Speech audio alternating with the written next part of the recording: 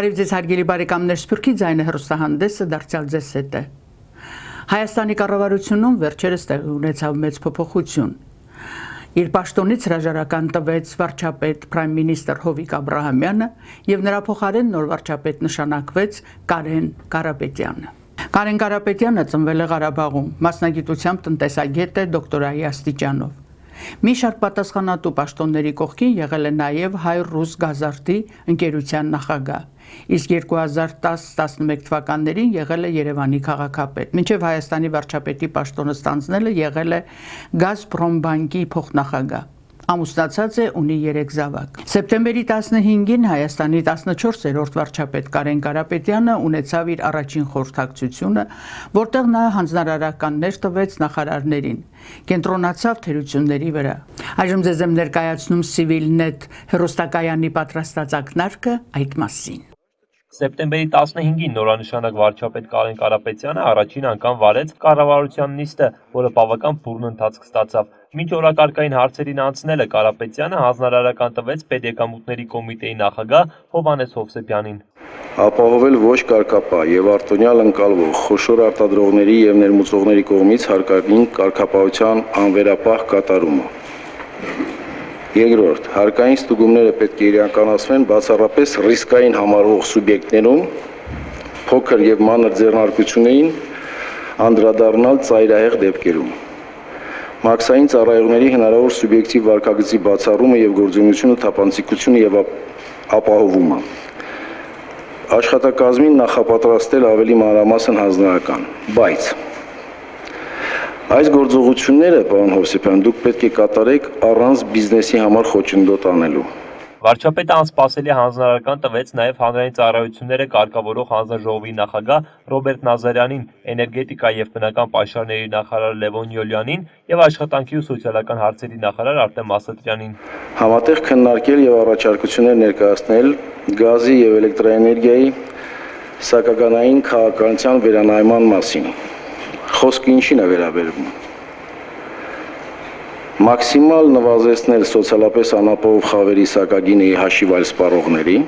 Էկոնոմիկայի նախարար Արծվիկ Մինասյանը նիստում ներկայացնում էր Նանման ընկերությանը ներմուծման մաքսատուրքից ազատելու արտոնություն տրամադրելու հարցը։ Վարչապետը պարզաբանումներ պահանջեց դաշնակցական նախարարից, արդյոք արտոնություններ ստացող ընկերությունները ստեղծում են աշխատատեղեր ու կատարում պարտավորությունները։ Մենք այսուհետ պետք է հետևենք, թե աշխատատեղ ստեղծել են թե չէ, պարտավորություն արել են թե չէ եւ պարտավորված հետաձգումները կատարվում են թե չէ։ Համակարգ կա դրա հասկելու, թե ռեգուլյար մենք դիմում ենք, հասկանում ենք, որպես այդպեսին համակարգ չունենք, մենք շուտ ենք ձևավորում։ Ինչքան ժամանակ է ծախսել նախորդ ընկերությունը միջև այս արտոնությունը ստացել է։ Ընկերությունը մոտավորապես 1 շաբաթ։ Այն ո՞նց էր կոչվում։ Շանց համանապակը, չէ, նանմանը։ Նանմանը ինչքան ժամանակ է ծախսել։ Այո, երբ դիմեցրես, գրեթե 1 շաբաթ էլ նանմանը։ Չեմ հավատում։ Ես կարող եմ ներկայացնել։ Դուք 7 հատ վիզա եք ինձ ասել նախարարների։ Չէ, ներկայացման մասին է խոսքը։ Երբ ինքը դիմե, երբ ենք մենք իրեն արտոնություն տալու։ Լրացուցիչ տեղեկացնում ես, պարոն վարչապետ։ Չգիտեք։ Ես բան չգիտեմ, որովհետեւ։ Բա ինչու, պարոն Մինասյան։ Պատմամշակութային հուշարձանների պահպանության, օգտագործման եւ հանրահռչակման 2016-ից 2020 թվականների ռազմավարությանը եւ միջոցառումների ծրագրին հավանություն տալու հարցի քննարկման ժամանակ Կարեն Կարապետյանը այս անգամ լրացուցիչ պարզաբանումներ խնդրեց մշակույթի նախարար Հասմիկ Պողոսյանից։ Այս ընթացակարգերը, որոնք դուք թվարկեցիք, գոյություն չունեին միջ այդ։ Ընդհանրապես հուշարձանների ոլորտը ինքը դարձել է մի քիչ մի այլ բան։ Եթե ես իմ ելույթում նշեցի, եթե մենք առաջ խոսում ենք ընդամենը հուշարձանների պահպանության մասին, ապա հիմա հուշարձանը ընդգրկում է եւ բնական լանդշաֆտը, եւ պատմամշակութային լանդշաֆտը, եւ պատմական միջուկների պահպանությունը եւ այլն, եւ այդ ամենը ստեղծում է նոր իրավահարաբերություններ, բացի դրանից օրենքի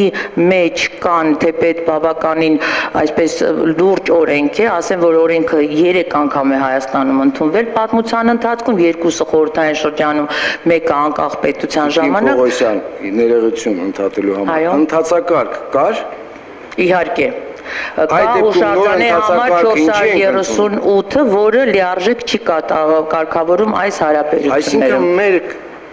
ակտուալիզացիա ենք անում։ Այո։ Հասմիկ Պողոսյանի խոսքից հետո Կարապետյանը գործադիրի անդամներին խնդրեց իրենց ելույթները կառուցել մաքսիմալ լակոնիկ, նիստի վերջում էլ նախարարներին ու փոխնախարարներին մաղթեց ուրախ տրամադրություն։